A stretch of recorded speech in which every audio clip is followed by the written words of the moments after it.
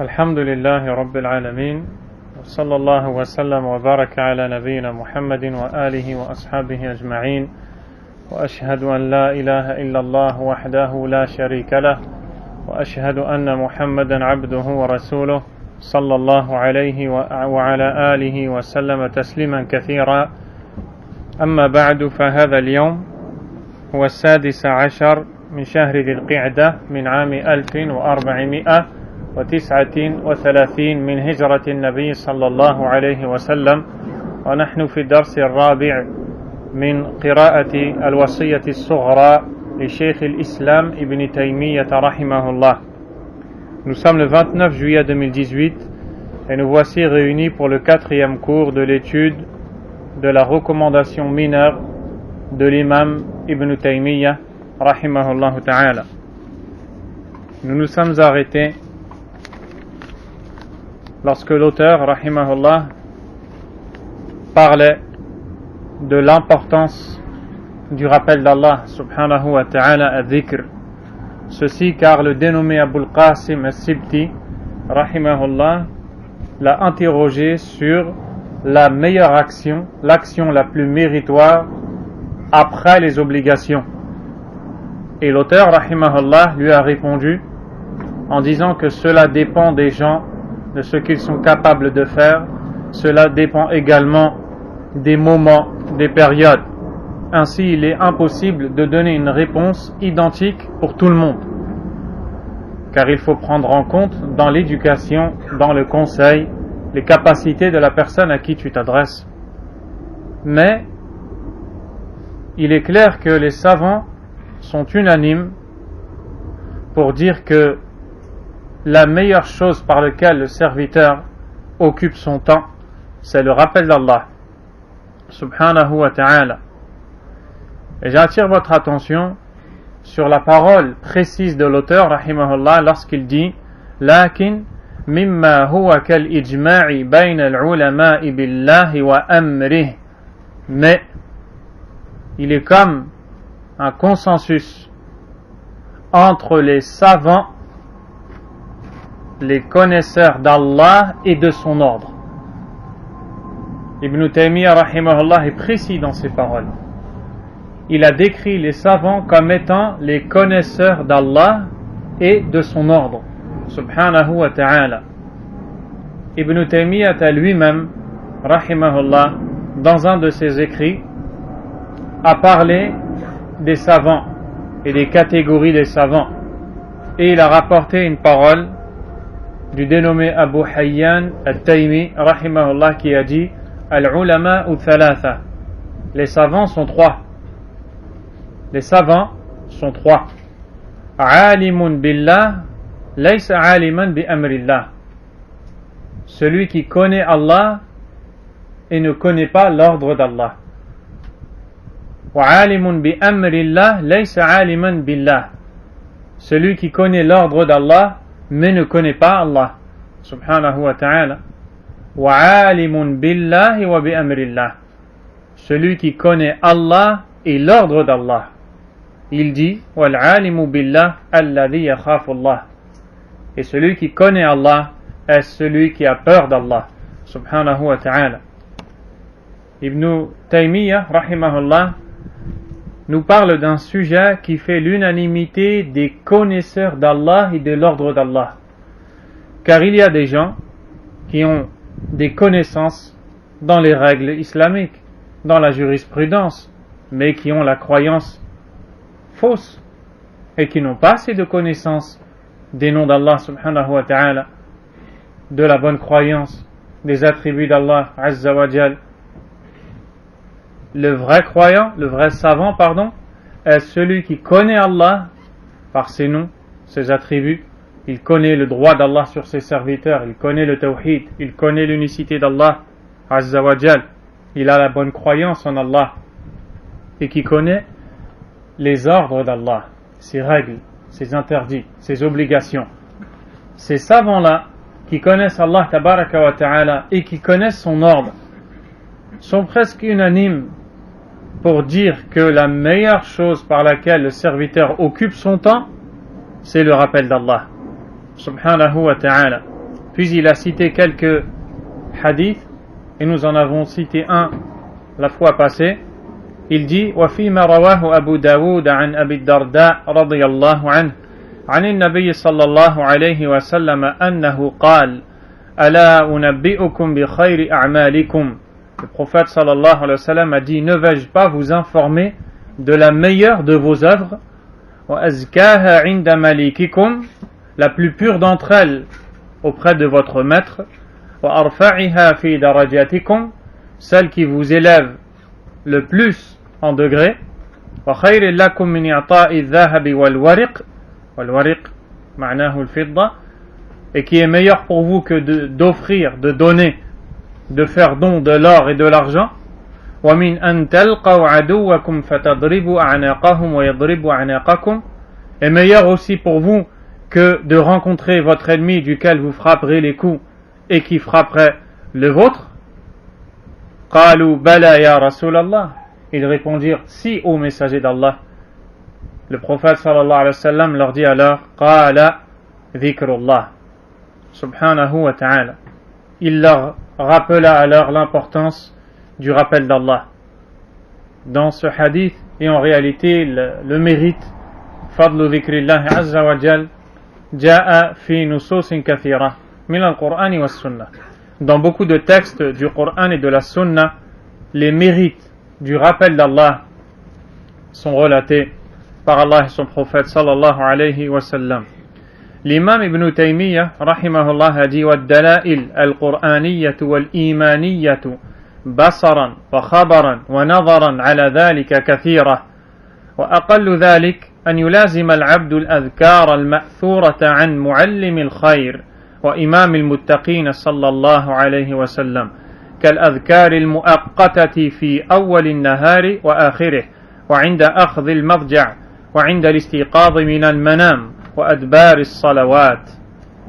Ibn Taymiyyah rahimahullah ta'ala continue et il est toujours en train de parler sur le rappel d'Allah subhanahu wa ta'ala. Il nous dit: les preuves issues du Coran et de la foi sont nombreuses.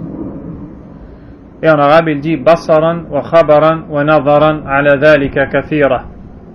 Pour vous résumer cela, c'est-à-dire les preuves, que ce soit celles qui sont dans les textes du Coran et de la Sunna, ou alors même ce que l'on retrouve dans l'expérience de la personne qui évoque Allah abondamment, subhanahu wa ta'ala, dans la pratique, on retrouve cela énormément. La moindre des choses est que le serviteur s'accroche aux invocations prononcées par l'enseignant du bien et l'imam des pieux, sallallahu alayhi wa sallam. C'est-à-dire qu'après nous avoir parlé de l'importance du rappel d'Allah de manière globale, il va maintenant nous donner un minimum qu'il incombe aux croyants de suivre et de respecter. Quel est ce minimum dans le rappel d'Allah? Car Allah subhanahu wa ta'ala nous ordonne dans le Coran de l'évoquer abondamment. Le prophète sallallahu alayhi wa sallam nous ordonne et nous enseigne de l'évoquer abondamment, subhanahu wa ta'ala. Il y a un minimum que le musulman doit observer. Ce minimum nous a été enseigné par l'enseignant du bien, c'est-à-dire le prophète sallallahu alayhi wa sallam. Parmi les invocations délimitées, comme celles en début et fin de journée, au coucher et au lever du soleil, après le sommeil, après les prières obligatoires, ou les invocations liées à des actions précises, on en parlera plus tard, incha'Allah. Le prophète sallallahu alayhi wa sallam invoquait Allah abondamment, plus que quiconque.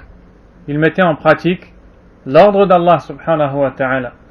واذكروا الله كثيرا واذكروا الله ذكرا كثيرا. Évoquez Allah abondamment.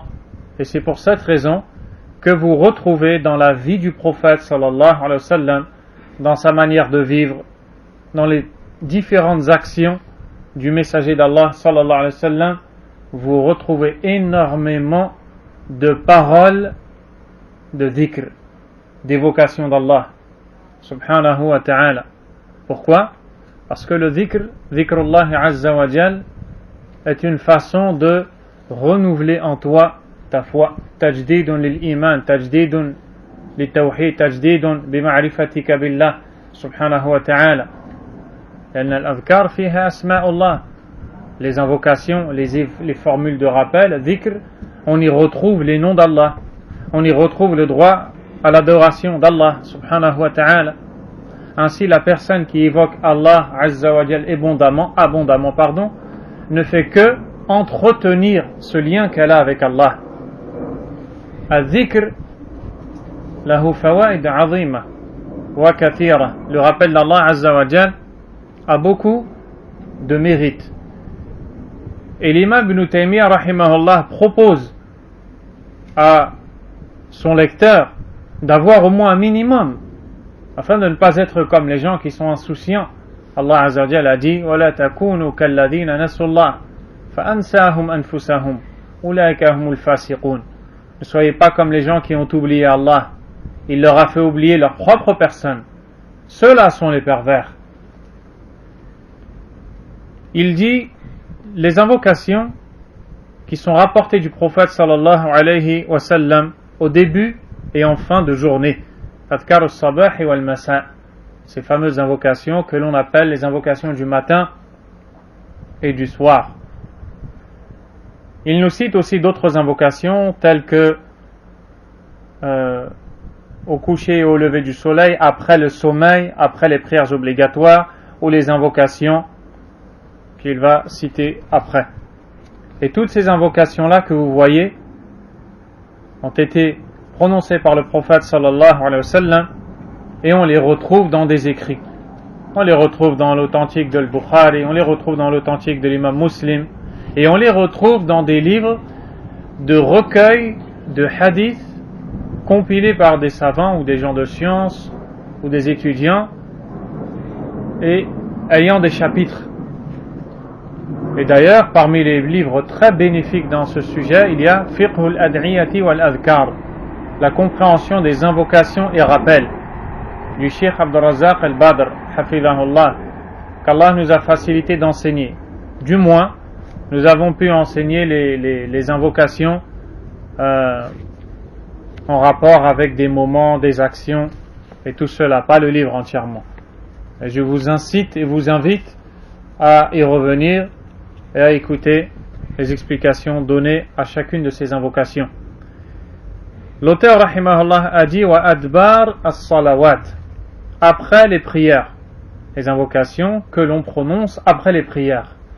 Lorsque l'on dit après les prières, certains savants ont dit dubur as-salah ma'nahu ba'da taslim, c'est-à-dire après la salutation. Le Cheikh Abdul Razzaq a dit que al-aqrab, le plus proche de la réalité, est que ce qui est voulu par dubur as-salah قبل التسليم بعد التشهد بين التشهد والتسليم لأنه في آخر الصلاة. Il dit que ce qui est voulu, c'est juste après avoir prononcé le tashahhud, juste avant la salutation dans la prière. Et ça, c'est un moment où il est bon, il fait partie de la sunna, d'invoquer Allah subhanahu wa ta'ala. Lorsque tu termines ta prière, tu vas prononcer le tashahhud, tahiyyatu lillah, jusqu'à la fin. Ensuite, tu vas prier sur le prophète sallallahu alayhi wa sallam, Allahumma salli ala Muhammadin wa ala ali Muhammad, jusqu'à la fin. Ensuite, tu vas demander à Allah de te protéger contre 4 choses. Allahumma ni'udhu bika min adhabi jahannam, jusqu'à la fin. Et après cela, juste avant le taslim, il est bon à ce moment-là d'en profiter pour invoquer Allah subhanahu wa ta'ala. C'est de cela que parle l'auteur rahimahullah. Les invocations se divisent en deux. Les formules de rappel, al-adhkar qisman, al-adhkar al-mutlaqa wal-adhkar al-muqayyada. Il y a les invocations absolues qui ne sont pas rattachées à quelque chose, et il y a les invocations rattachées à des situations. Et c'est ce que va citer l'auteur rahimahullah lorsqu'il nous dit wal-adhkar al-muqayyada مثل ما يقال عند الأكل والشرب واللباس والجماع ودخول المنزل والمسجد والخلاء والخروج من ذلك وعند المطر والرعد إلى غير ذلك. وقد صنفت له الكتب المسماة بعمل اليوم والليلة. L'auteur rahimahullah nous dit ou les invocations liées à des actions précises, comme au moment de manger, boire, s'habiller, avoir un rapport sexuel, entrer chez soi, à la mosquée, aux toilettes, de même en sortant de ces différents lieux, lorsque la pluie tombe ou que le tonnerre gronde, et bien d'autres encore. Pour que tu comprennes qu'il y a des invocations à chaque situation. Il y a donc des invocations, des formules de dhikr rattachées à une situation ou alors rattachées à un temps. On appelle cela al-adhkar al-muqayyada. Muqayyada biwaqt ou muqayyada bihal. Des invocations qui sont rattachées à un moment précis, adhkar al-sabah wal-masa, qui sont rattachées à une situation particulière, adhkar al-libas, les invocations à prononcer lorsque tu portes les vêtements, ou al-libas al-jadid, les nouveaux vêtements, al-zawaj, le mariage, et bien d'autres encore, comme l'a dit l'auteur, rahimahullah. Et il y a des invocations qui sont à répéter dans n'importe quelle situation. Des livres ont été écrits concernant ce sujet, intitulés Amalul Yawmi wal Layla, les œuvres du jour et de la nuit. Ça, c'est le titre d'un livre écrit par l'imam An-Nawawi, rahimahullah ta'ala. Et il y en a aussi beaucoup d'autres dans ce sujet. J'ai fait allusion à l'un d'entre eux, écrit par le Cheikh Abd al-Razzaq. Mais il y a d'autres aussi livres, comme celui de l'imam Ibn al-Qayyim, le livre appelé Al-Wabil al-Sayyib, Min al-Kalimi al-Tayyib, la plus abondante de bonnes paroles. Il y a aussi Al-Kalim al-Tayyib de l'imam Ibn Taymiyyah, rahimahullah, et d'autres encore. ثم ملازمة الذكر مطلقا وأفضله لا إله إلا الله. Il nous dit ensuite, le serviteur doit s'accrocher à l'invocation et au rappel de manière absolue. Après avoir fait les invocations du matin, du soir, les invocations relatives à des situations particulières, à des moments particuliers, il doit aussi s'attacher de manière générale, de manière plus large, de manière plus absolue, au rappel d'Allah subhanahu wa ta'ala. Et la meilleure de ces paroles, la meilleure des formules de rappel absolu, qui ne sont pas rattachées à un temps particulier ou autre, c'est quoi? La ilaha illallah, kalimatu tawhid. C'est la meilleure des paroles. Le prophète sallallahu alayhi wa sallam a dit khayru du'a, du'a u yawmi arafa. La meilleure invocation est celle prononcée le jour de Arafah. Wa khayru ma qultu ana wan nabiyyuna min qabli. Et la meilleure chose que j'ai dite et qui a été dite par les prophètes m'ayant précédé, la ilaha illallah wahdahu la sharika lah, lahul mulku wa lahul hamd wa huwa ala kulli shay'in qadir. Comment ne serait-elle pas la meilleure des paroles alors quel est le but de notre création? Wa ma khalaqtul jinna wal insa illa liya'budun.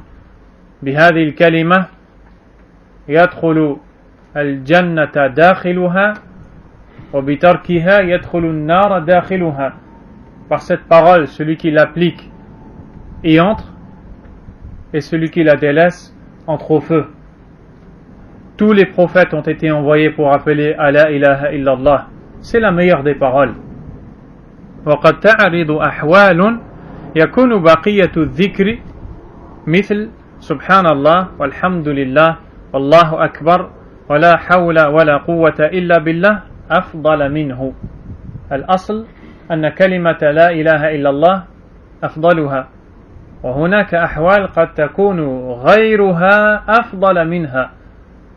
Ibn Taymiyyah rahimahullah nous dit que la ilaha illallah est la meilleure parole, mais il nous dit, et en certaines situations, le fait de dire Subhanallah, Alhamdulillah, Allahu Akbar et la hawla wa la quwwata illa billah est parfois meilleur.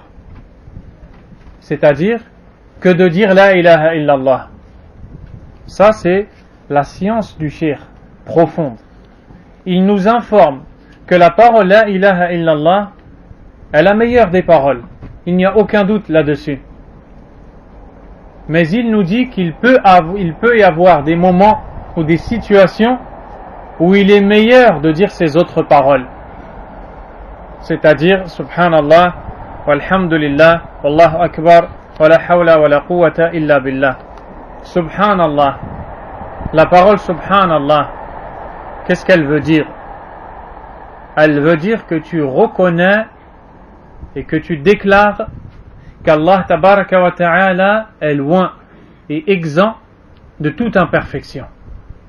Subhanallah, ay anna Allah azza wa jalla munazzah ba'id an kulli naqa'is wal uyub. Et c'est pour cette raison que Allah tabaraka wa ta'ala a cité énormément de fois dans son livre la parole subhanallah. Subhanallah, subhanahu wa ta'ala amma yushrikun, subhana rabbika rabbil izzati amma yasifun, subhana alladhi asra bi'abdihi laylan min al-masjidil haram ila al-masjidil aqsa. Subhanallah. Allah tabaraka wa ta'ala a cité cette parole dans de nombreux versets du livre. Et d'ailleurs le prophète aussi, sallallahu alayhi wa sallam, nous enseigne que il y a deux paroles légères dans la langue, lourdes dans la balance et très aimées du tout miséricordieux. Quelles sont ces paroles? Subhanallah wa bihamdih, subhanallah al-azim. Qu'est-ce que tu dis en recours, en inclinaison? Qu'est-ce que tu dis lorsque tu es prosterné en sujoud? Subhana rabbi al-azim, subhana rabbi al-a'la. هذه الكلمة تصحبك في حياتك كلها.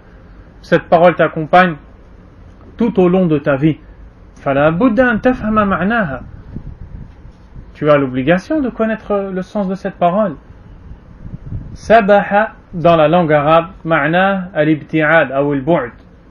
سبح dans la langue arabe veut dire le fait de s'éloigner. Et c'est pour cette raison que la nage en arabe a été appelée السباحة لأن الذي يسبح يبتعد كلما سبح ابتعد عن مكانه الأول.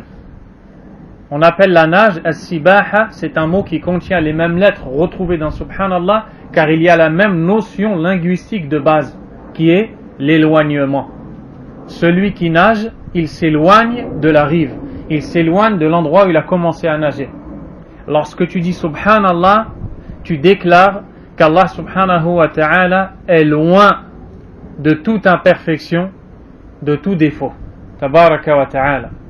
Ce que vous venez d'entendre ne vient pas de celui qui vous parle, mais a été entendu du Cheikh Atiyya Muhammad Salim, rahimahullah, dans le commentaire des 40 hadiths. Fa'idatun azima. C'est une leçon très riche. Donc voici le sens de Subhanallah. فإذا قيل في حق الله عز وجل ما هو بريء منه وإذا وصف بما هو بعيد عنه يشرع أن يقال سبحانه.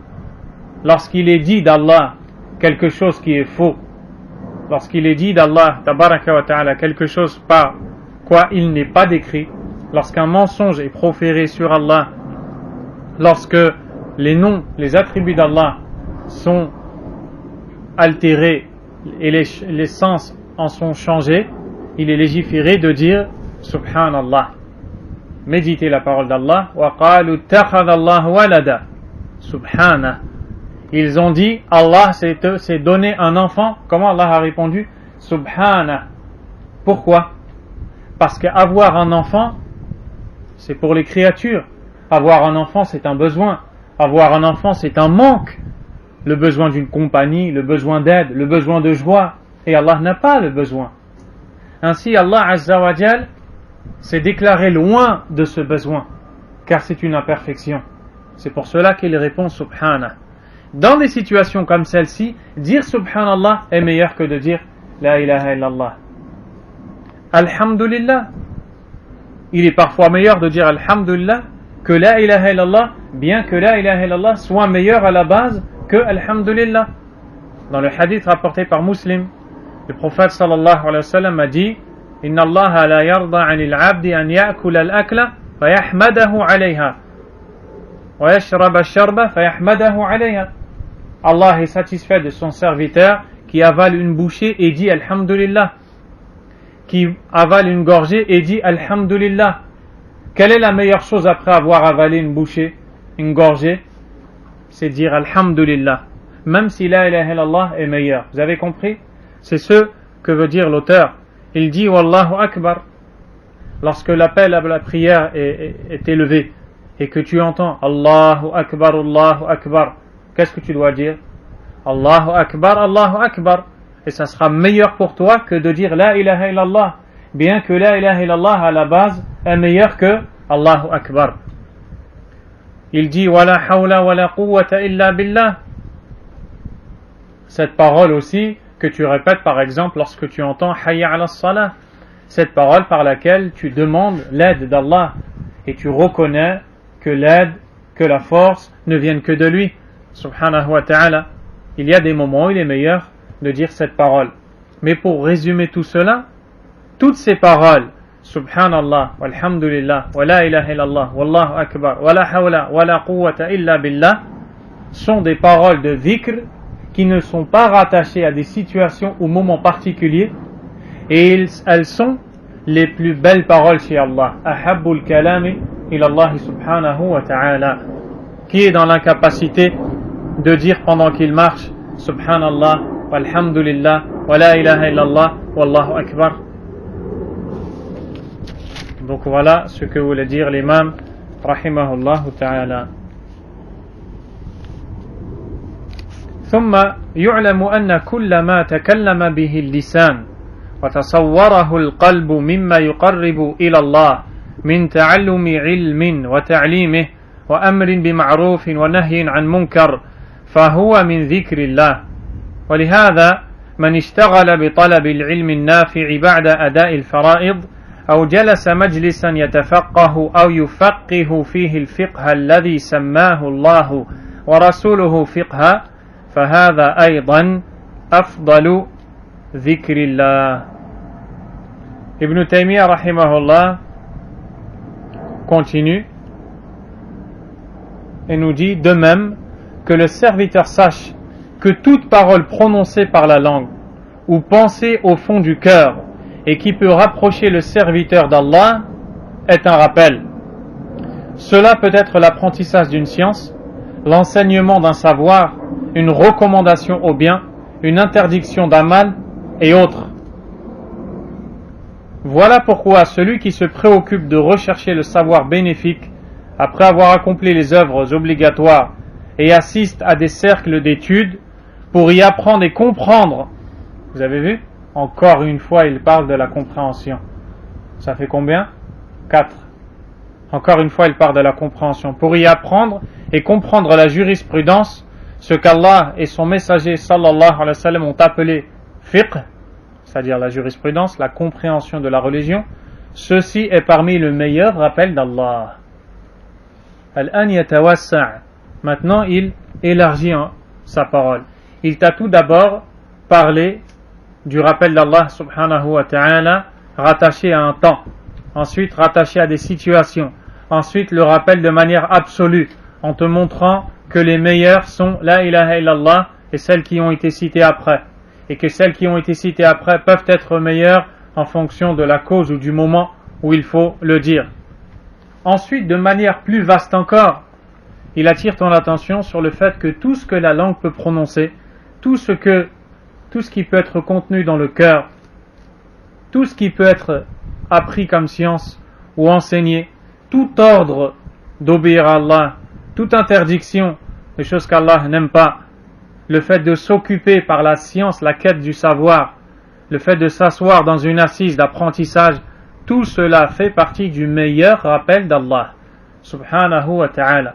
Pour cette raison, chez un des salafs, dans l'assise de science, un des étudiants présents a dit Sabbihullah, ou comme il a dit, évoquez Allah, l'enseignant lui a dit, Wayhak, madha naf'alu al-an, malheur à toi, que sommes-nous en train de faire?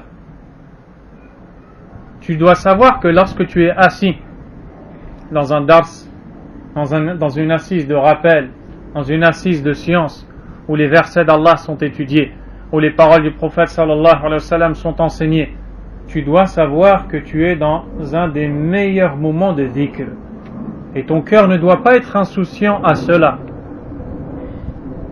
Tu es en train d'évoquer Allah.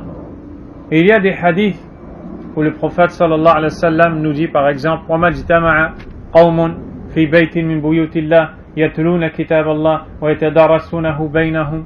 Jusqu'à la fin du hadith, le peuple qui se réunit dans une des demeures d'Allah pour y lire son livre et l'étudier entre eux, qu'est-ce que c'est si ce n'est talab al-ilm et le dars, le cours de science?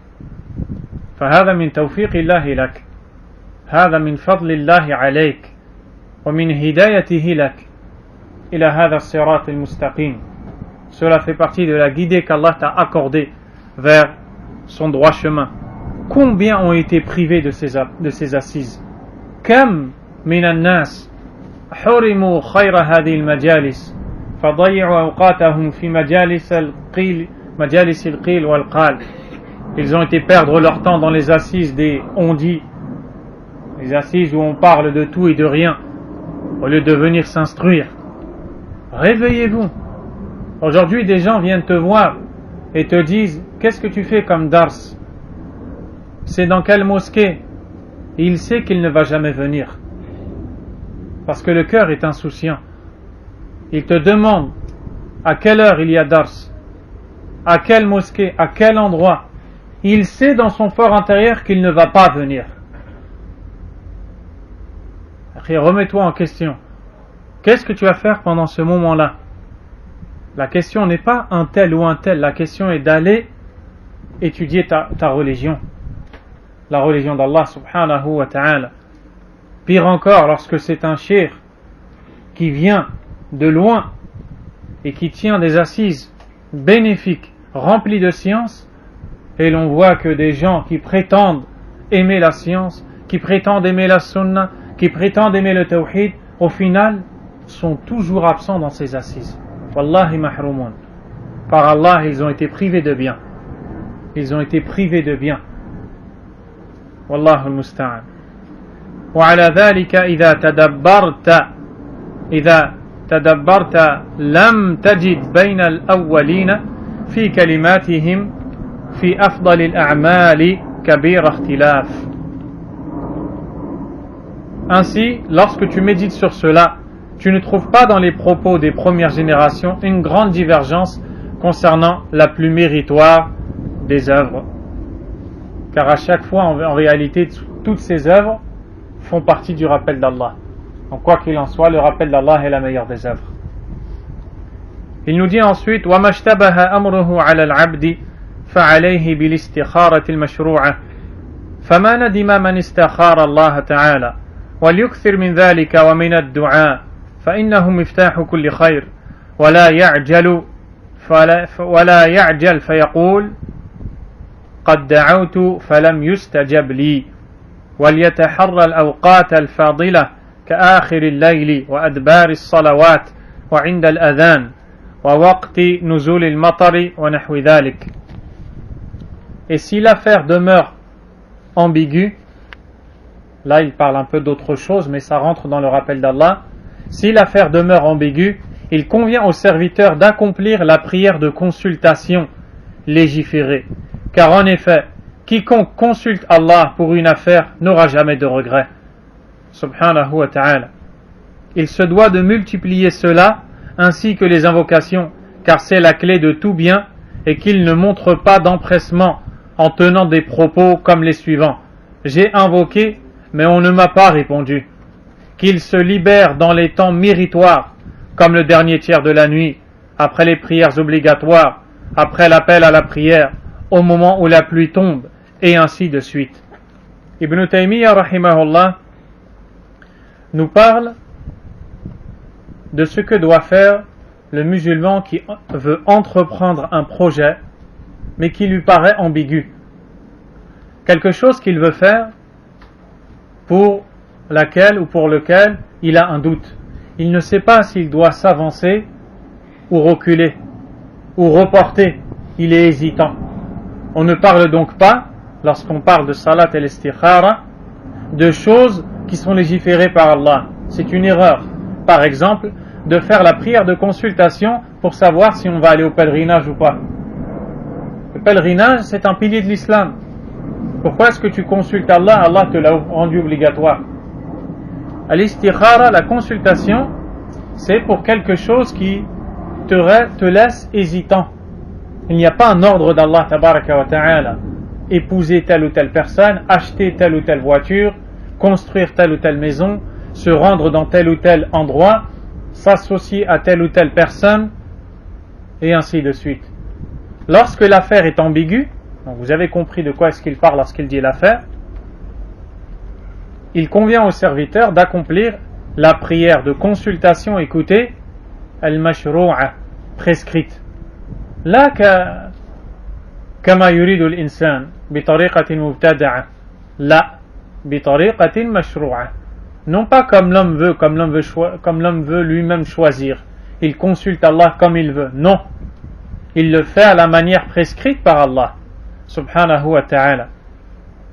Et le prophète alayhi salatu wassalam kana yu'allimu ashabahu du'a al-istikhara ka ta'limihi lahum surat al-Fatiha ou surah min al-Qur'an. Le prophète sallallahu alayhi wa sallam enseignait aux compagnons la prière de consultation et l'invocation qu'il faut prononcer à ce moment, tout comme il leur enseignait une sourate du Coran. Dis-toi un peu ce que ça veut dire et comprends maintenant l'importance de la prière de consultation. Le prophète alayhi salatu wassalam nous dit que lorsque l'un d'entre nous veut faire quelque chose et qu'il est hésitant, qu'il prononce les paroles suivantes. Allahumma inni astakhiruka bi'ilmik. Oh Allah, je t'implore de choisir par ta science. Wa astaqdiruka biqudratik. Et je t'implore de m'accorder la capacité. Parce que là, tu vas lui demander quelque chose que tu veux faire. Et pour faire, tu as besoin qu'il choisisse pour toi. Et s'il choisit pour toi, tu as besoin qu'il te donne la capacité de faire. Wa as'aluka min fadlika al-'azim. Et je t'implore de m'accorder ta grande grâce. فَإِنَّكَ تَقْدِرُ وَلَا أَقْدِرُ. Car certes, tu es capable et je ne le suis pas. وَتَعْلَمُ وَلَا أَعْلَمُ. Tu sais et j'ignore. وَأَنْتَ عَلَّامُ الْغُيُوبِ. Et tu es connaisseur de l'invisible. Allahumma in kunta ta'lamu anna hadha al-amr. Oh Allah, si tu sais que cette affaire khayrun li est bien pour moi, fi ma'ashi, dans ma vie, fi ma'ashi, اللهم إن كنت تعلم أن هذا الأمر خير لي في معاشي في ديني ومعاشي dans ma religion, dans ma vie, وعاقبة أمري, et dans la fin, dans le résultat, ce qui va être obtenu jusqu'à la fin du hadith où tu demandes à Allah Azza wa Jal de te l'écrire, de te le faciliter, et s'il sait que cette chose est mauvaise pour toi, pour ta religion, pour ta vie, pour ton au-delà, alors qu'il t'en éloigne et qu'il éloigne cette chose de toi. Hada du'an azim. Cette invocation est immense. Qu'est-ce qui va apprendre salat ou l'istikhara? Je vous pose la question, vous tous. Qui va apprendre, qui connaît salat et l'istikhara? Man yahfadhu du'a l'istikhara? Faqat, un seul, celui qui connaît la prière de consultation, qui lève sa main. Muhammad, tahfaduha, taqra'uha fil kitab. Tayyib, comment vous faites? Je vous pose la question, mes frères. Comment faites-vous lorsque vous entreprenez quelque chose? Vous demandez à qui? À Allah tabaraka wa ta'ala. Vous faites comment? Apprenez salat al-istikhara, apprenez dua al-istikhara, apprenez à invoquer Allah, apprenez les paroles, apprenez la sunna du prophète sallallahu alayhi wa sallam par cœur, barakallahu fikum, et apprenez le sens aussi. Taïb. Et le musulman doit multiplier cela, ainsi que les invocations, car c'est la clé de tout bien, et qu'il ne montre pas d'empressement en tenant des propos comme les suivants. Là, il va parler de quelque chose d'important. La yakfi an tad'u. Ça ne suffit pas que tu invoques. Walakin indama tad'u alayka an tata'addab. Wa min adab ad-du'a alla tasta'jil. Fa kayfa yakunu al-isti'jal? Parmi les comportements à adopter lorsque tu invoques Allah, tu ne dois pas t'empresser. Et comment est-ce que la personne s'empresse? Le prophète sallallahu alayhi wa sallam a dit yustajabu li ahadikum ma lam ya'jal. On exauce l'invocation de l'un d'entre vous tant qu'il ne s'empresse pas. Les sahaba radiyallahu anhum ont demandé comment la personne s'empresse. Il leur a dit yaqulu da'awtu falam yustajab li. C'est le fait de dire j'ai invoqué mais il ne m'a pas répondu. Cette parole là, c'est de l'empressement dans l'invocation. Ne dis pas j'ai invoqué mais il ne m'a pas répondu. Al-Sheikh Ibn al-Uthaymin rahimahullah nous dit s'il y avait comme mérite dans l'invocation d'Allah Azza wa Jal le simple fait qu'elle est une adoration récompensée par Allah, ça serait amplement suffisant pour invoquer tout le temps Allah, même s'il nous exauce jamais. Car quand tu invoques, tu as des hasanat. Anta al-an indama tad'u Allah Azza wa Jal tata'abbad lillah, ta'abudu Allah Azza wa Jal. Tu es en train d'adorer Allah. Parce que quand tu demandes, ça veut dire que tu as la croyance dans ses noms et attributs, qu'il t'entend, qu'il te voit, qu'il connaît le contenu de ton cœur, qu'il connaît ta sincérité, qu'il est capable de répondre à ton invocation, qu'il est capable de t'enrichir comme tu lui demandes la richesse. Ça engendre tout cela. Que tu l'aimes, que tu espères qu'il te réponde, que tu crains son châtiment. Donc, le fait d'invoquer fait développer dans ton cœur toutes ces choses-là. Même si Allah ne te répond jamais, c'est suffisant pour l'invoquer tout le temps. Que dire alors qu'Allah Azza wa Jalla a dit وَقَالَ رَبُّكُمْ ud'uni astajib lakum. Allahu Akbar. Et votre Seigneur a dit invoquez-moi et je vous exaucerai. Subhanahu wa ta'ala. Qu'il se libère dans les temps méritoires, comme le dernier tiers de la nuit, après les prières obligatoires, après l'appel à la prière, au moment où la pluie tombe, et ainsi de suite. Il nous parle des moments où l'exaucement des invocations est plus propice. Certains ont été cités par l'imam Ibn al-Qayyim, rahimahullahu ta'ala, dans son livre intitulé Ad-Da' wa Ad-Dawa. Dans son livre intitulé Ad-Da' wa Ad-Dawa, Ibn al-Qayyim rahimahullah ta'ala a cité des moments parmi lesquels ceux que l'on retrouve ici. Le dernier tiers de la nuit, après les prières obligatoires, vous avez compris de quoi il s'agit, c'est juste avant le taslim, après l'appel à la prière, au moment où la pluie tombe. Dans tout cela il y a des hadiths. Et il y a d'autres occasions encore, la doua du jeûneur, la doua du voyageur, le pèlerin et bien d'autres encore. Le fait de choisir les bons moments quand on invoque Allah. Et ainsi, l'auteur rahimahullah a terminé le point concernant la meilleure action après les actions obligatoires. Il dit maintenant وَأَمَّا أَرْجَحُ الْمَكَاسِبِ فالتوكل على الله والثقة بكفايته وحسن الظن به وذلك أنه ينبغي للمهتم بأمر الرزق أن يلجأ فيه إلى الله ويدعوه كما قال سبحانه فيما يأثره عنه نبيه صلى الله عليه وسلم كلكم جائع إلا من أطعمته فاستطعموني أطعمكم يا عبادي كلكم عار إلا من كسوته فاستكسوني أكسكم. Ibn Taymiyyah rahimahullah passe au point suivant et lui dit quant aux meilleures acquisitions, avant de continuer, vous vous souvenez que Abul Qasim al-Sibti rahimahullah l'a interrogé sur 4 choses, parmi lesquelles ce qu'il a appelé Arjahul Makasib, les meilleures acquisitions. c'est-à-dire le meilleur moyen de gagner sa subsistance. Écoutez bien mes frères, car c'est très important. Vous remarquez que le questionneur lui demande quelle est la meilleure chose pour gagner les sous, pour gagner l'argent. Tu comprends? Le commerce, le meilleur travail, le meilleur métier. C'est ce qu'il lui demande. Regardez la réponse du tawhid. Concentrez-vous et écoutez la réponse d'un savant en Allah et qui connaît l'ordre d'Allah. Subhanallah. Au lieu de lui dire, je te conseille tel métier, tel commerce, travaille à ton compte, sois menuisier, sois vendeur, sois commerçant, regardez ce qu'il lui dit. Wa amma arjahul makasib, quant aux meilleures acquisitions, fattawakkulu ala Allah, c'est placer sa confiance en Allah, avoir confiance en sa suffisance, le fait qu'Allah nous suffit, et avoir une bonne pensée de lui. Là, il ne répond pas encore à sa demande.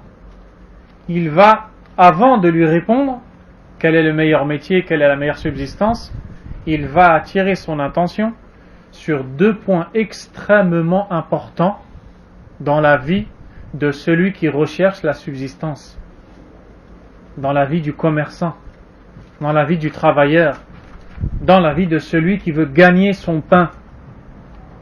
Et ce sont des choses qui échappent à énormément, et j'aimerais ne pas dire à la plupart des gens. Ce premier point essentiel qui passe avant tout, avant d'aller chercher ta subsistance, avant de te poser la question quel est le meilleur travail, at-tawakkulu ala Allah subhanahu wa ta'ala, placer sa confiance en Allah. At-tawakkulu ala Allah, placer sa confiance en Allah, c'est le cœur de l'islam.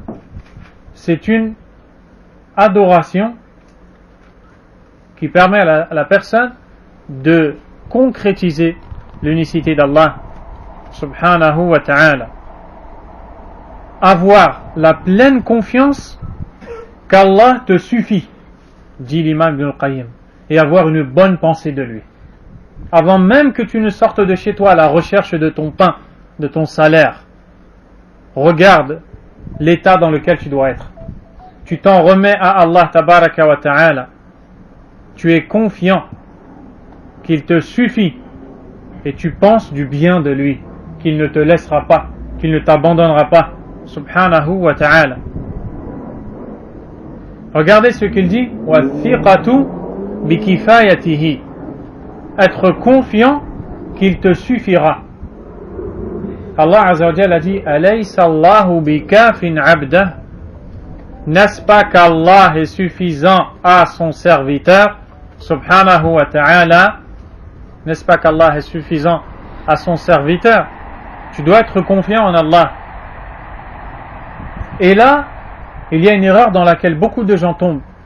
C'est ce que l'on appelle al-thiqatu bin nafs, la confiance en soi.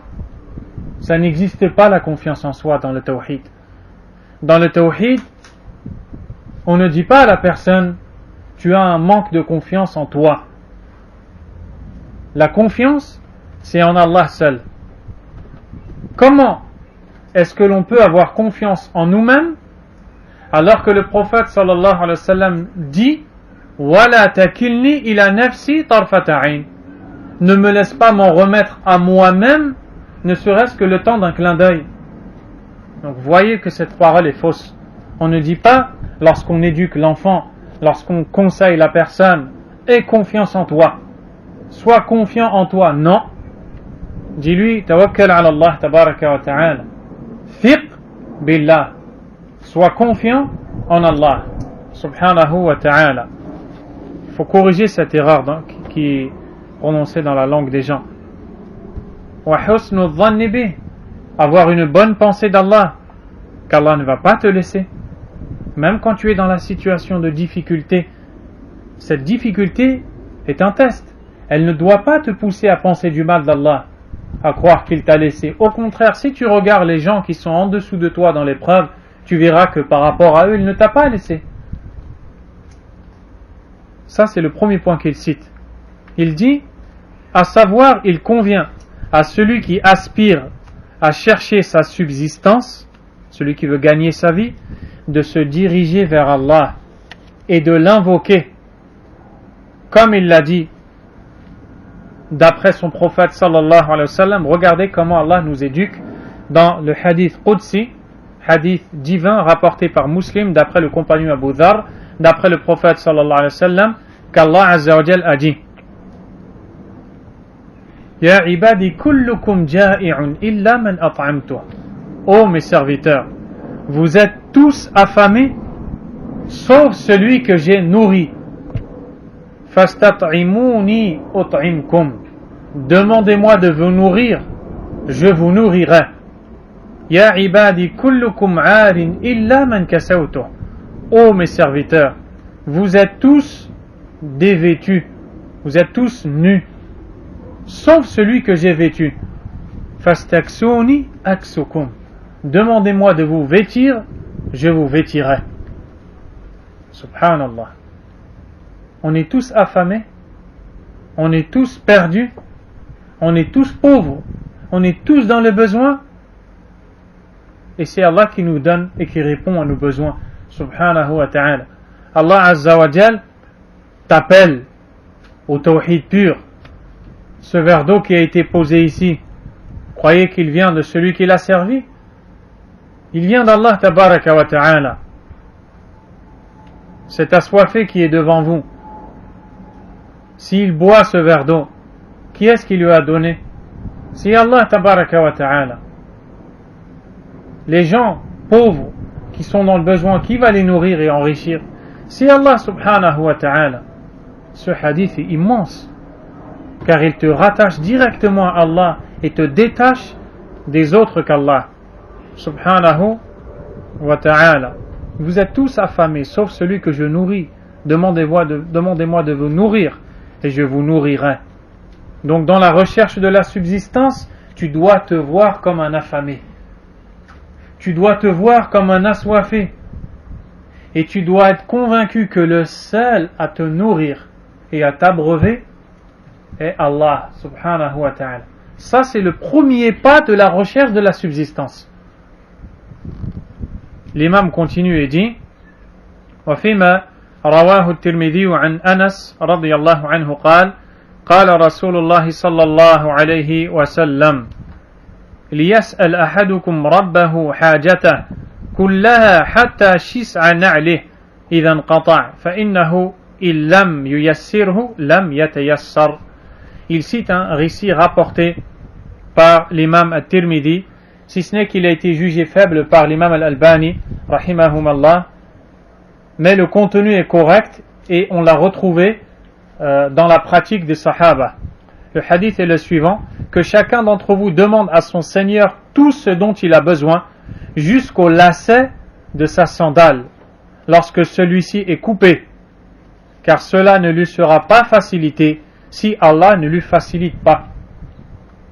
L'authenticité a été discutée par l'imam al-Albani, mais le contenu est juste. Le contenu est juste. Il est en accord avec des textes qui sont authentiques. Et il est connu que les compagnons du prophète sallallahu alayhi wa sallam radiyallahu ta'ala anhum n'hésitaient pas à tout demander à Allah. Et lorsque la semelle ou le lacet de leurs sandales se déchirait, ils levaient leurs mains et disaient: oh Allah, donne-moi des sandales, donne-moi un lacet, donne-moi une semelle meilleure.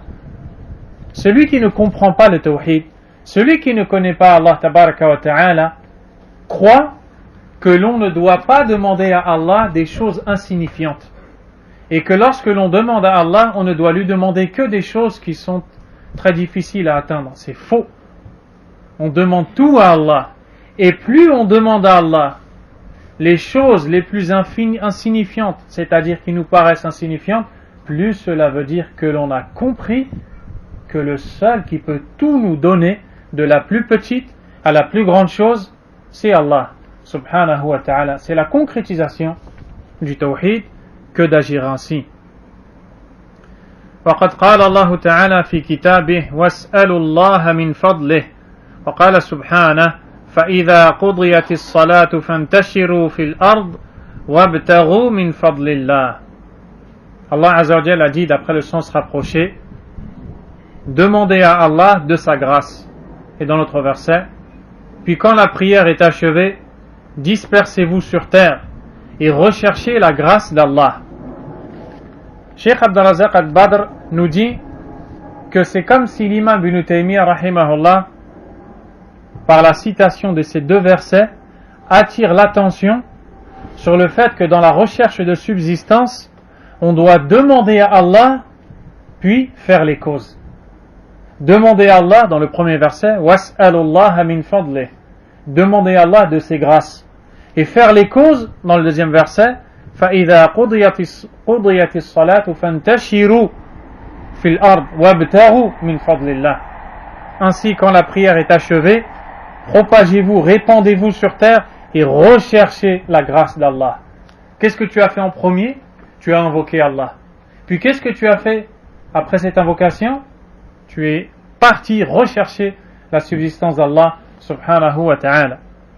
Le prophète sallallahu alayhi wa sallam, parmi ses invocations du matin, après la prière du subh, Allahumma inni as'aluka ilman nafi'a wa rizqan tayyiba wa amalan mutaqabbala. Oh Allah, je t'implore de m'accorder une science utile, une bonne subsistance et une action acceptée. Et lorsque tu médites sur la journée du musulman, tu verras que le musulman, dès lors qu'il se réveille jusqu'à ce qu'il s'endort, il tourne autour de la recherche de ces trois choses. Il doit s'instruire dans la religion, il doit chercher sa subsistance, c'est pour ça qu'il part au travail, ou au commerce et autres, et il espère œuvrer et faire des actions qui lui soient acceptées. Le prophète alayhi salatu wassalam t'enseigne de dire ces paroles-là le matin après la prière du Fajr. Allahumma inni as'aluka ilman nafi'a wa rizqan tayyiba wa amalan mutaqabbala. Et quand tu médites, tu vois qu'il a fait passer la demande de la science utile avant la demande de la bonne subsistance et de l'action acceptée. Le secret derrière cela, c'est que c'est la science utile qui te permet de distinguer la subsistance licite de la subsistance illicite. Et c'est la science utile qui te permet de distinguer l'action acceptée d'Allah de l'action rejetée d'Allah subhanahu wa ta'ala. Donc tu as besoin en premier lieu de science, ensuite de subsistance et enfin d'une action acceptée par Allah subhanahu wa ta'ala. Soit Hakim?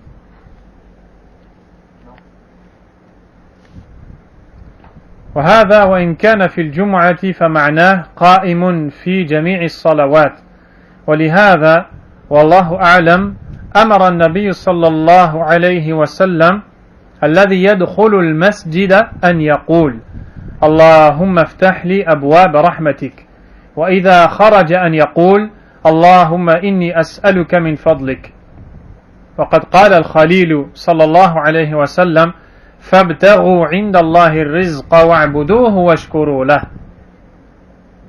وهذا أمر والأمر يقتضي الإيجاب فالاستعانة بالله واللجوء إليه في أمر الرزق وغيره أصل عظيم. Ibn Taymiyyah rahimahullah nous dit, même si cela concerne le jour du vendredi, c'est-à-dire le verset où Allah Azza wa Jalla nous dit quand la prière est achevée, répandez-vous sur terre et recherchez la grâce d'Allah, à la base, ce verset concerne la prière du vendredi. Mais sa signification porte aussi sur l'ensemble des prières. Voilà pourquoi, wallahu a'lam, le prophète sallallahu alayhi wa sallam a ordonné de dire en entrant à la mosquée Allahumma ftahli abwab rahmatik, ô Allah, ouvre-moi les portes de ta miséricorde, et de dire en sortant de la mosquée Allahumma inni as'aluka min fadlik, ô Allah, je t'implore de m'accorder ta grâce. Une fois que tu as terminé ton adoration, terminé la prière, tu sors de la mosquée, tu pars à la recherche de la grâce d'Allah subhanahu wa ta'ala. Le prophète Ibrahim alayhi salam a dit dans le sens rapproché du verset: recherchez donc votre subsistance auprès d'Allah, adorez-le et soyez-lui reconnaissant. Qu'est-ce que l'on voit dans ce verset? L'impératif, c'est-à-dire un ordre.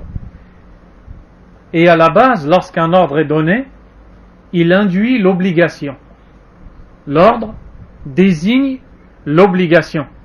Donc rechercher l'assistance auprès d'Allah et se diriger vers lui dans le cas de la subsistance et d'autres choses est un fondement immense. Ça, c'est la première introduction quant à la question quel est le meilleur moyen de gagner la subsistance. La deuxième introduction, le deuxième point très important, il dit ثم ينبغي له أن يأخذ المال بسخاوة نفس ليبارك له فيه ولا يأخذه بإشراف وهلع بل يكون المال عنده بمنزلة الخلاء الذي يحتاج إليه من غير أن يكون له في القلب مكانة والسعي فيه إذا سعى كإصلاح الخلاء. وفي الحديث المرفوع الذي رواه الترمذي وغيره من أصبح والدنيا أكبر همه شتت الله عليه شمله وفرق عليه ضيعته ولم يأته من الدنيا إلا ما كتب له ومن أصبح والآخرة أكبر همه جمع الله عليه شمله وجعل غناه في قلبه وأتته الدنيا وهي راغمة. Puis il convient au serviteur de prendre l'argent qu'il gagne, la subsistance qu'il acquiert, de prendre l'argent sans compter, afin qu'Allah le lui bénisse. Il ne doit pas le prendre avec de la considération et du souci pour cet argent. Plutôt, l'argent doit être à ses yeux comme l'accomplissement d'un besoin naturel, qui se doit d'être effectué. C'est-à-dire, tout comme il ne va dans ce lieu que pour son besoin, lieu n'ayant aucune place dans son cœur, il en est de même pour l'argent. Celui-ci non plus n'en a aucune place. L'effort pour l'acquérir a la même utilité que ce lieu procure aux besoins corporels. Subhanallah. Ibn Taymiyyah rahimahullah dit: premièrement, comprends que tu dois t'attacher à Allah. Sache que la subsistance ne vient que d'Allah. Demande-lui avec insistance. Invoque-le. Ensuite, œuvre. Va rechercher ta subsistance. Mais attention, quand tu reçois cette subsistance, ne prends pas cette subsistance en faisant ton but, en y rattachant ton cœur, tous tes espoirs, en rendant cette subsistance ton premier souci de cette vie d'ici-bas. Car Allah te le bénira de cette façon. Par contre, si tu le prends à la manière de la personne affamée qui s'est attachée à cet argent, il n'y aura pas de bien dans cela. Et il dit que tu dois faire de cet argent comme le lieu d'accomplissement des besoins. Les toilettes. Tu en as besoin. Tu ne peux pas te passer des toilettes. Et pourtant tu n'aimes pas les toilettes. Tu vas accomplir tes besoins pour te débarrasser de ce qui t'encombre et te gêne. Une fois que tu l'as fait, tu te sépares de cet endroit. Eh bien, l'argent, veut dire l'imam, n'est pas un but. L'argent est un moyen. Et combien de gens ont été distraits par l'argent? Distraits de quoi? Distraits de la prière. Ils ne prient pas. Pourquoi? Ils répondent: parce que je suis pris par le travail. J'ai trop d'occupations au travail. Ou alors, l'un d'entre eux te dit: je rentre épuisé, je m'endors, tellement je suis fatigué. Je n'ai plus de temps pour prier. A'udhu billahi min al-khudlan. Nous demandons à Allah la protection contre l'abandon d'Allah. Tabaraka wa ta'ala. Ou alors, des gens qui prient, mais comment? À la fin de la soirée, ils picorent comme des coqs. Il va travailler toute la journée, sans se soucier de son devoir envers Allah. Il rentre le soir et il rattrape tout. Alors que le Cheikh Ibn al-Uthaymin rahimahullah a dit, la personne qui sort volontairement la prière de son temps sans excuse valable religieusement, le travail n'étant pas une excuse, ni le commerce, sa prière n'est pas acceptée, même s'il rattrape 1000 fois la prière qu'il a ratée. Dit le Cheikh Ibn al-Uthaymin rahimahullah. Quand tu lui demandes qu'est-ce qui t'a poussé à retarder ta prière, il te dit j'ai été vendre, j'ai été acheter. Et des fois tu as la tristesse de voir des musulmans qui travaillent à leur compte, qui sont leurs propres patrons. Ils ne sont sous les ordres de personne. Quand ils étaient sous les ordres d'autrui, ils disaient mon chef ne me laisse pas. Jusqu'à ce qu'Allah leur a accordé de ses largesses, maintenant qu'est-ce qu'ils disent? Je suis trop occupé. Mais jusqu'à quand tu vas être distrait d'Allah? Jusqu'à quand tu vas être la recherche de la subsistance va devenir pour toi un but et non pas un moyen? Que vas-tu dire d'Allah? Pareil pour ceux qui ne payent pas la zakat, l'aumône. Ces gens-là aiment trop l'argent. Ils disent je n'ai pas assez. Je n'ai pas assez, j'ai peur que mes biens ne diminuent. Jamais les biens ne diminuent lorsque la personne donne pour Allah. Tabaraka wa ta'ala. Wallahi. Alladhi la ilaha ghayra. Jamais tes biens ne diminueront parce que tu as donné pour Allah. Premièrement. Deuxièmement, même si tes biens devaient diminuer, alors tu dois t'y soumettre. Parce que ces biens t'ont été octroyés par Allah subhanahu wa ta'ala. Que vas-tu dire?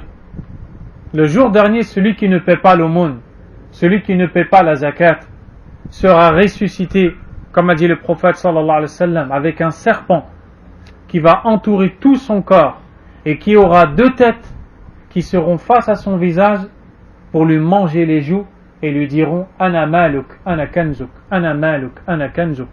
Je suis ton argent, je suis tes biens. Je suis ton argent, je suis tes biens. Qu'est-ce que tu vas faire de cet argent? Où vas-tu aller avec ton argent? Tu vois la personne pris de soucis au point ne trouve pas le sommeil que pour l'argent. Écoute ce que le prophète a dit sallallahu alayhi wa sallam de ces gens-là. Et regarde si tu en fais partie.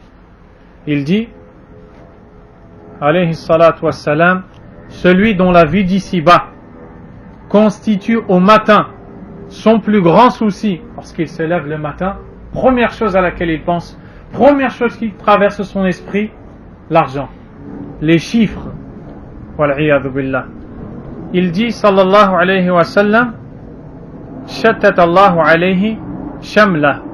Allah le disperse. C'est-à-dire, Allah désorganise tout ce qu'il entreprendra.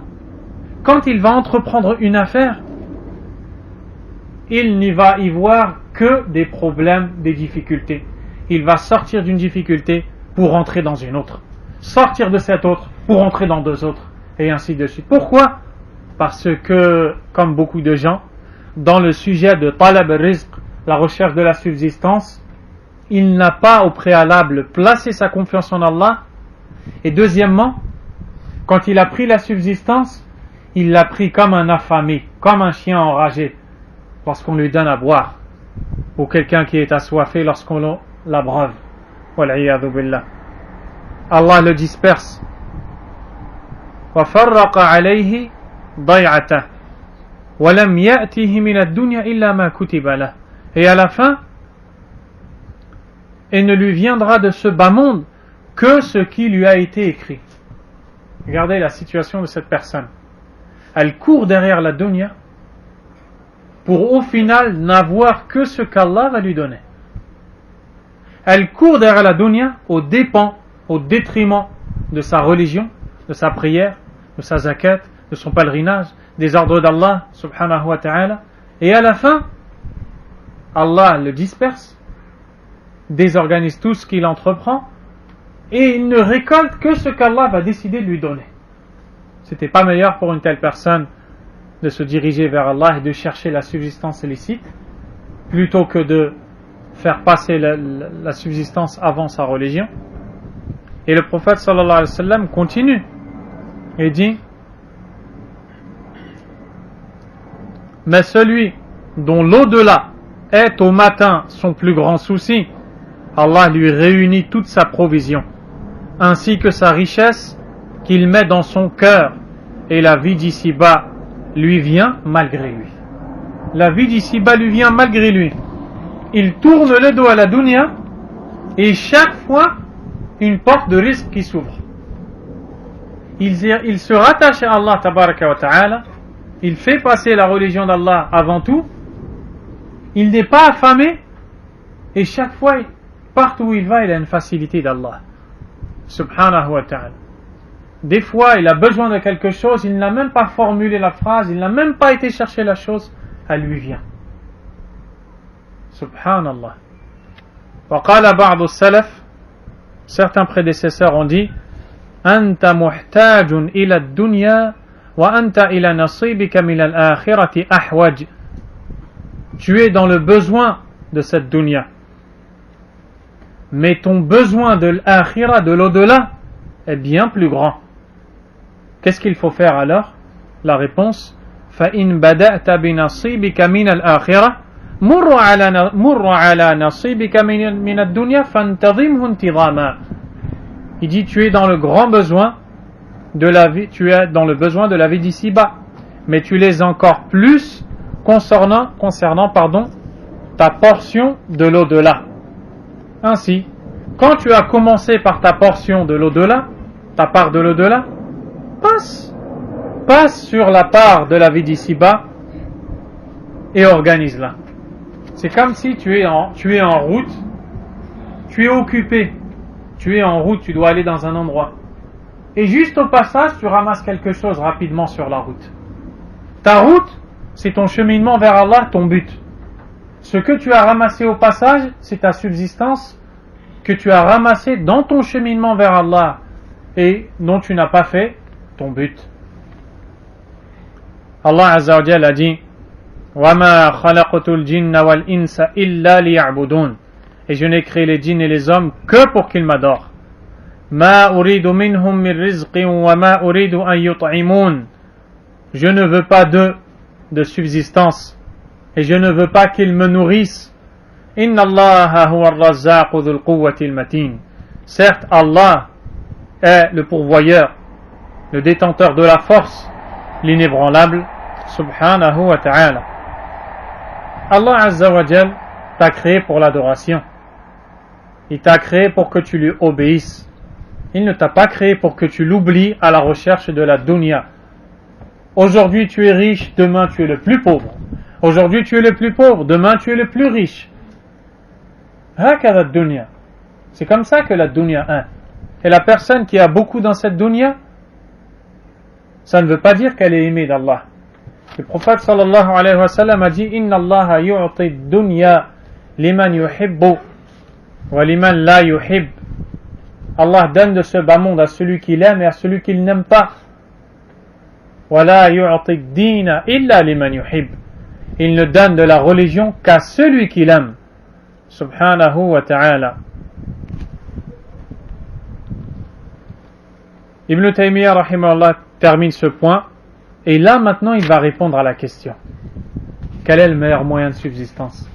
Il dit وَأَمَّا تَعْيِينُ مَكْسَبٍ عَلَى مَكْسَبٍ مِنْ صِنَاعَةٍ أَوْ تِجَارَةٍ أَوْ بِنَايَةٍ أَوْ حِرَافَةٍ أَوْ غَيْرِ ذَلِكَ فهذا يختلف باختلاف الناس ولا أعلم في ذلك شيئا عاما لكن إذا عن للإنسان جهة فليستخير الله تعالى فيها الاستخارة المتلقاة عن معلم الخير صلى الله عليه وسلم فإن فيها من البركة ما لا يحاط به ثم ما تيسر له فلا يتكلف غيره إلا أن يكون منه كراهة شرعية. Maintenant, quant à une acquisition bien précise vis-à-vis d'une autre, qu'elle soit industrielle, commerciale, matérielle, agricole ou autre, cela diffère selon les différences entre les gens. Et je ne sais rien à ce propos. C'est-à-dire que, pareil que le sujet des bonnes actions, il ne peut pas dire à tout le monde le meilleur domaine de subsistance est la menuiserie. Il ne peut pas dire à tout le monde le meilleur domaine de subsistance est la vente et l'achat. Car il y a des gens doués dans la menuiserie qui ne savent pas vendre et acheter. Il y a des gens doués dans la vente et l'achat qui ne connaissent rien de la menuiserie. Donc il n'y a pas un métier qui va être proposé à tout le monde. Mais, regardez ce qu'il dit. Néanmoins, lorsque se présente une orientation pour l'homme, si l'homme penche vers quelque chose, vers un domaine précis, ou peut-être il sent qu'il est à l'aise dans ce domaine-là, que doit-il faire à ce moment-là? Qu'il consulte Allah subhanahu wa ta'ala sur cette affaire. La consultation qui nous a été transmise par le prophète sallallahu alayhi wa sallam, car il y a dans cette consultation une bénédiction qui ne peut être cernée. Il y a un bien immense dans la prière de l'istikhara. Tu as peut-être trouvé un domaine. Que dois-tu faire à ce moment-là? Tu consultes Allah subhanahu wa ta'ala et lui demandes son aide si tu penses que tu peux œuvrer dans ce domaine.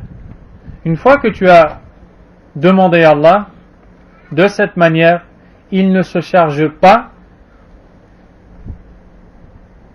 quelque chose d'autre.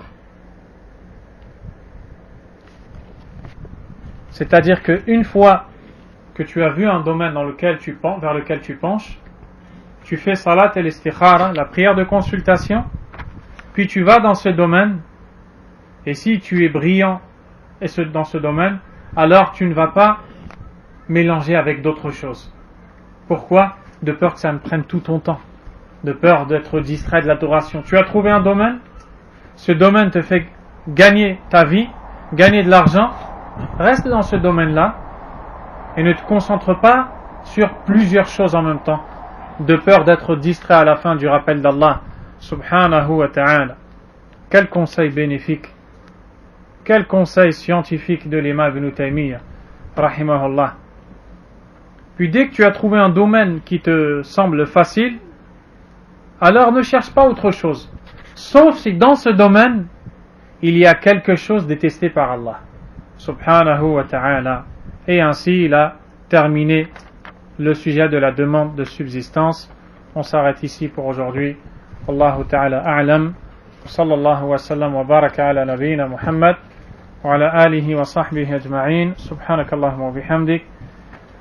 Ashhadu an la ilaha illa anta astaghfiruka wa atubu ilayk.